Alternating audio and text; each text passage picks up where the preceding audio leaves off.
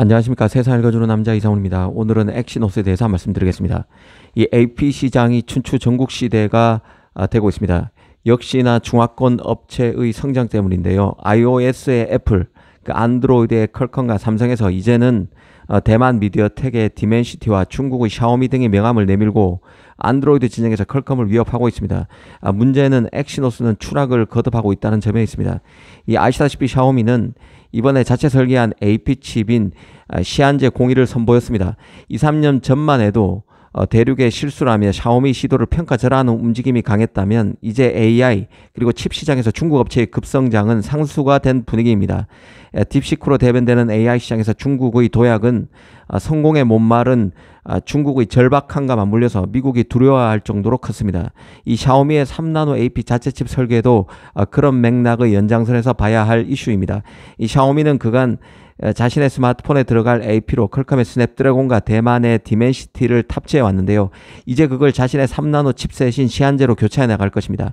이 샤오미가 목표로 삼은 업체로는 A 프로 칩셋의 애플, 그리고 스냅드래곤의 퀄컴, 디멘시티의 미디어텍이 꼽히고 있습니다. 그간 우습게 봤던 중국 스마트폰 업체도 삼성의 엑시노스는 거론조차 하지 않고 있습니다. 냉정한 시장의 평가라고 할 것입니다. 이 시안제 AP의 사용도 공개되고 있는데요. TSMC의 3나노 2세대 노드인 N3E를 활용해 제작되는 시안제는 190억 개의 트랜지스터와 109제곱밀리미터의 다이 크기를 자랑하고 있습니다. SoC가 통상 8코어를 채택하고 있는데요. 10코어를 채택한 게 눈에 띕니다. 이 퀄컴의 경우는 원래 자신의 AP를 공개하는 행사인 스냅드래곤 서밋을 9월 23일에 개최하는데요. 통상 10월 말에 하다가 한 달 앞당긴 것이죠. 대만 디멘시티의 급성장 그리고 중국 스마트폰 업체의 독립 움직임과 맞물려서 프로모션을 강화할 필요성을 느꼈을 것으로 봅니다. 디멘시티의 스냅드래곤 시장 잠식 그리고 뚜렷해지는 중국 스마트폰 업체의 자체 AP 탑재 움직임과 맞물린 퀄컴으로서는 현재로서 보면 삼성이 최고의 봉이 되고 있는 듯한 느낌입니다. 삼성 입장에서는 굴욕적일 수밖에 없습니다. 사실 최근 더 놀라운 것은 대만 디멘시티의 퀀텀 점프인데요. 이젠 삼성 스마트 기기에 탑재되고 엔비디아와 프로세서 파트너십을 맺을 정도로 인류 설계 업체, 인류 팹리스로 도약한 상황입니다. 최근 중국 매체 기즈모 차이나에는 올해인 2025년 연말에 출시되는 갤럭시 S25 펜 에디션 모델에 탑재되는 AP가 엑시노스 2400E가 아니라 디멘시티 9400이 될 것이라는 내용을 보도했습니다. 디멘시티 9400의 경우는 이번에 샤오미가 활용한다는 TSMC의 3나노 2세대 노드 N3에서 제작된 칩입니다. TSMC의 마지막 핀펜 노드인 3나노에서 만들어지는 칩으로 이해하시면 됩니다. 이미 디멘시티는 뛰어난 칩 성능으로 삼성의 최고 플래그십 스마트폰인 갤럭시 S 시리즈의 엑시노스를 대신해 탑재할 가능성이 거론돼 왔고, 심지어 삼성이 퀄컴의 스냅드래곤 AP를 대신해서 디멘시티 AP를 탑재할 가능성도 계속 흘러나오는 그런 AP로 급부상했습니다. 실제로 S25 같은 경우는 일찌감치 엑시노스 2500 탑재가 불가능한 것으로 결론나면서 디멘시티 9400이 엑시노스를 대신해서 탑재될 가능성이 시장에서 꾸준히 거론되어 왔습니다. 물론 결론은 그렇지 않았었죠. 갤럭시 S25에 퀄컴의 스냅드래곤 8 엘리트 칩이 전량 탑재되는 결과가 나타났지만 디멘시티의 약진, 특히 이 칩을 설계하는 미디어텍의 약진은 두드러지고 있다는 생각입니다. 삼성이 계속 이 나쁜 궤도를 타고 이동할 경우에는 결국 디멘시티 AP가 삼성 갤럭시 플래그십 스마트폰 모델에 탑재될 가능성도 배제할 수 없을 것입니다.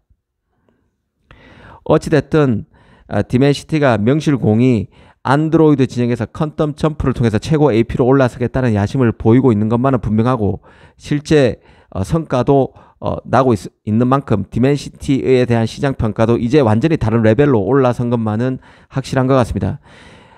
이 삼성이 엑시노스 2400E를 이 탑재를 포기한 이유와 관련해서는 낮은 성능도 있지만 삼성 파운드리의 생산 문제도 거론되고 있는 상황입니다. 노트북 체크 같은 업체에서 거론하고 있는데요. 그만큼 삼성 파운드리에 대한 시장의 신뢰도 낮은 상태라고 보는 게 맞을 것입니다.